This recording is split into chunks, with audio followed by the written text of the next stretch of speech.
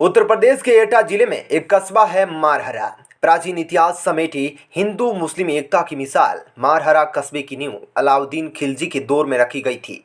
मारहरा नाम और इस कस्बे की बुनियाद रखे जाने के पीछे भी एक दिलचस्प ऐतिहासिक दास्तान है। कहा जाता है कि इस इलाके को अलाउद्दीन खिलजी की सेना ने खंडहर में तब्दील कर दिया था।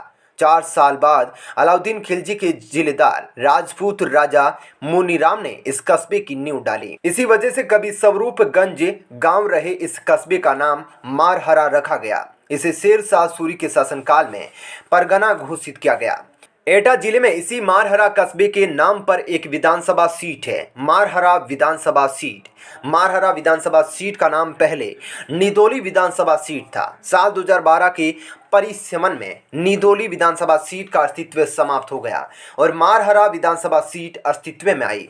मारहरा विधानसभा सीट पर समाजवादी पार्टी सपा का दबदबा रहा है। वहीं बहुजन समाज पार्टी को इस सीट पर पहली जीत का इंतजार है। 2012 के परिसीमन के बाद यह सीट यादव और लोधी बाहुल्य सीट में तब्दील हो गई। मारहरा विधानसभा सीट के अस्तित्व में आने के बाद यहां 2 दफे विधानसभा चुनाव हुए हैं।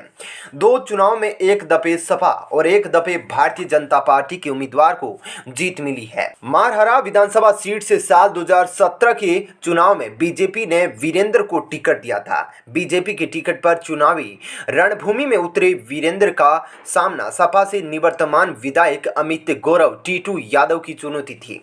बीजेपी के वीरेंद्र ने सपा के अमित गौरव टीटू यादव को 30,000 वोट से अधिक अंतर से हरा दिया। बसपा उम्मीदवार को तीसरे स्थान से संतोष करना पड़ा।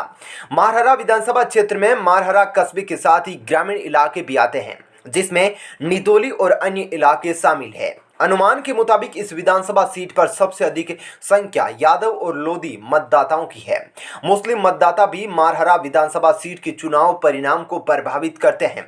मारहरा विधानसभा सीट से विधायक वीरेंद्र ग्रेजुएट एक शिक्षित है। 4 भाइयों में तीसरे नंबर के वीरेंद्र का मुख्य व्यवसाय कृषि और ठेकेदारी रहा है। विधायक वीरेंद्र अपने कार्यकाल में हुए कार्य गिनाने के साथ ही स्वच्छता अभियान की भी चर्चा करते हैं। वीरेंद्र स्वच्छता अभियानों को अपनी सबसे बड़ी उपलब्धि बताते हैं।